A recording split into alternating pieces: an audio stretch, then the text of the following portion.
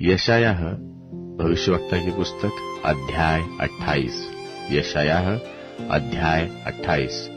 हाय एप्रेम के मतवालों के घमंड के मुकुट पर हाय, उनके सुंदर भूषण रूपी मुरझाने वाले फूल पर जो दाखमधु के पियकड़ों की अति उपजाऊ तराई के सिरे पर है। देखो, प्रभु के पास एक बलवंत और सामर्थी मनुष्य है, जो उस ओले की वर्षा व रोग उपजाने वाली आंधी व उमड़ने वाली प्रचंड धारा की नाई महाबल से उसको भूमि पर गिरा देगा।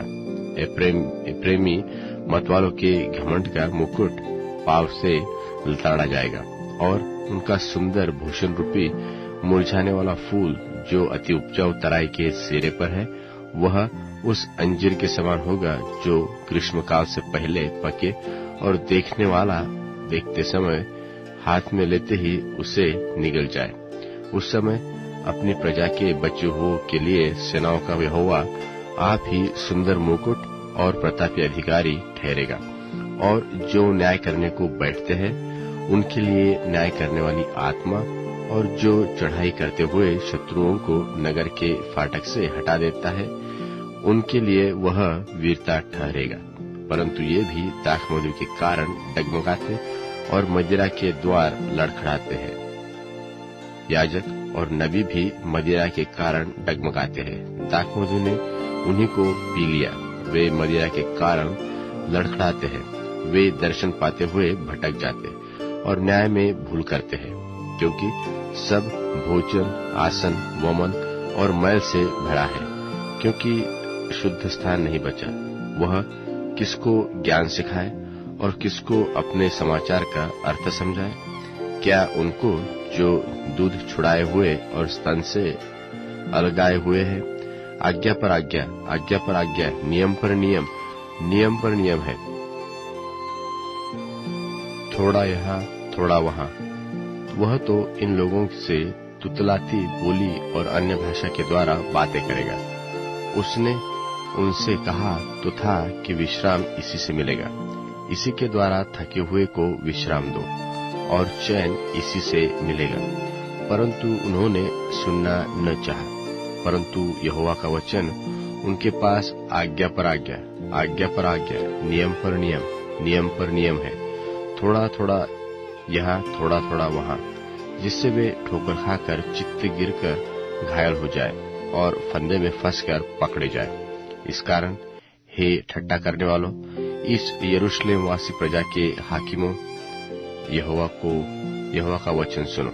इसलिए कि तुमने कहा है कि हमने मृत्यु से वाचा बांधी और अधोलोक से प्रतिज्ञा कराई है। इस कारण विपत्ति जब बाढ़ की नाई बढ़ाए तब हमारे पास न आएगी, क्योंकि हमने झूठ की शरण ली और मिथ्या की आड़ में छिपे हुए हैं। इसलिए प्रभु यहोवा यो कहता है कि देखो, मैंने सियोन में नेव का एक पत्थर रखा है, जो परखा हुआ पत्थर और कोने का अनमोल और अति दृढ़ और नेव के योग्य पत्थर है। और जो कोई विश्वास लाता है वह स्थिर रहेगा। और मैं न्याय को डोरी और धर्म को साहुल ठहराऊंगा, और तुम्हारा झूठ रूपी शरण स्थान ओले से बह जाएगा, और तुम्हारे छिपने का स्थान जल से डूबेगा। और जो वाचा तुमने मृत्यु से बांधी है वह टूट जाएगी, और जो प्रतिज्ञा तुमने अधोलोक से कराई वह न ठहरेगी। जब विपत्ति बाढ़ की नाई बढ़ाए तब तुम उसमें डूब ही जाओगे। जब जब वह बढ़ आए तब तब वह तुमको ले जाएगी। वह तो प्रतिदिन वरन रात दिन बढ़ा करेगी। तब इस समाचार का सुनना ही व्याकुल होने का कारण होगा। बिछोना तो टांग फैलाने के लिए छोटा और ओढ़ना ओढ़ने के लिए तंग है, क्योंकि यहोवा ऐसा ऊँट खड़ा होगा जैसा वह पराजित नाम पर्वत पर खड़ा हुआ था, और जैसा गिबोन की तराई में उसने क्रोध दिखाया था, वैसा ही वह अब क्रोध दिखाएगा, जिससे वह अपना ऐसा काम करे जो अचंभित काम है, और वह कार्य करे जो अनोखा है। तो अब तुम ठट्ठा मत करो, नहीं तो तुम्हारे बंधन कसे जाएंगे, क्योंकि मैंने सेनाओं के यहोवा प्रभु से यह सुना है कि सारे देश का सत्यानाश ठाना गया है। कान लगाकर मेरी सुनो, ध्यान धरकर मेरा वचन सुनो। क्या हल जो तने वाला बीज बोने के लिए लगातार बोता रहता है, क्या वह सदा धरती को चीरता और हिंगाता रहता है? क्या वह उसको चौरस करके सौंफ को नहीं छितराता और जीरे को नहीं बखेरता और गेहूं को पांति पांति करके और जौ को उसके निज स्थान पर और कठिए गेहूं को खेत की छोर पर नहीं बोता? क्योंकि उसका परमेश्वर उसको ठीक ठीक काम करना सिखलाता और बतलाता है। दावने की गाड़ी से तो सौंफ दाई नहीं जाती और गाड़ी का पहिया जीरे के ऊपर चलाया नहीं जाता, परंतु सौंफ छड़ी से और जीरा सोठे से झाड़ा जाता है।